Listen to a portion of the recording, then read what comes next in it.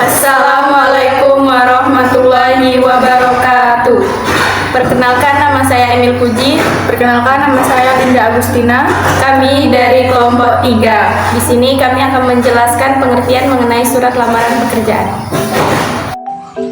Pengertian surat lamaran pekerjaan yakni jenis surat pribadi yang bersifat resmi yang diajukan seseorang ke perusahaan agar diterima bekerja sebagai karyawan pada posisi jabatan tertentu. Selanjutnya saya akan menjelaskan isi dan sistematika surat lamaran pekerjaan. Yang pertama, tempat dan tanggal surat. Tempat dan tanggal pembuatan surat adalah sistematika surat lamaran pekerjaan paling awal. Keduanya ditempatkan di pojok kanan atas tanpa titik di akhir karena bukan merupakan suatu kalimat. Contoh, Bandung 18 April 2022. Yang kedua, lampiran dan hal.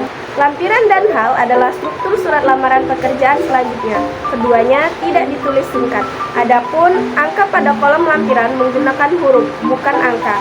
Contoh, lampiran 4 lembar, hal surat lamaran kerja. Yang ketiga, alamat surat. Alamat surat adalah struktur surat lamaran pekerjaan yang juga tak boleh kamu lewatkan. Penulisan tersebut sebaiknya tidak menggunakan kata kepada dan alamat disarankan tidak lebih dari 3 baris. Hindari menggunakan jenis kelamin seperti bapak atau ibu pada jabatan seseorang. Contoh, yang terhormat manajer cipta usaha kreasi Jalan Suka Senang nomor 13 Bandung. Yang keempat, salam pembuka. Salam pembuka pada surat lamaran kerja diawali dengan kata "dengan hormat" disertai tanda baca koma. Contoh, dengan hormat, koma, berdasarkan. Yang kelima, alinea pembuka. Sistem surat lamaran pekerjaan pada alinea pembuka wajib menggunakan bahasa yang baik dan sopan. Hal ini agar para pihak yang membacanya tidak tersinggung dan mendapat kesan pertama yang positif. Pada alinea ini juga muncul pertanyaan umum yang menggambarkan diri pelamar. Yang keenam, isi dan sistematika surat lamaran pekerjaan terdapat identitas serta maksud dan tujuan. Pada identitas berisi nama, tempat tanggal lahir, alamat, pendidikan terakhir, dan tambahan lain sesuai keperluan. Sementara itu, pada maksud dan tujuan dituliskan alasan. Yang ketujuh, menyatakan lampiran. Struktur surat lamaran pekerjaan adalah menyatakan lampiran terkait persyaratan yang diminta. Penulisan diawali huruf kecil. Di setiap rincian menggunakan tanda baca titik koma dan di akhir lampiran menggunakan tanda baca titik. Yang kedelapan, penutup. Isi penutup harus menunjukkan rasa antusias pelamar pada instansi yang dituju.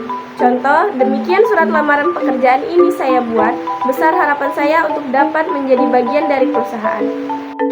Yang kesembilan, salam penutup. Salam penutup merupakan salah satu hal yang harus kamu tuliskan sistematika surat lamaran pekerjaan yang benar. Perlu kamu catat, salam penutup adalah hal yang sangat penting untuk mencerminkan kesopanan, etiket, dan penghormatan. Contoh, hormat saya. Yang ke-10, tanda tangan dan nama terang. Terakhir, pada struktur surat lamaran pekerjaan adalah tanda tangan dan nama terang. Tanda tangan terletak di pojok kanan bawah surat setelah salam penutup. Kebahasaan surat lamaran pekerjaan yaitu menggunakan format surat yang standar, menggunakan bahasa dan ejaan yang baik dan benar, menggunakan formal dan sopan, kalimatnya harus singkat, padat dan jelas, isi surat harus tersampaikan, dan menggunakan paragraf penutup.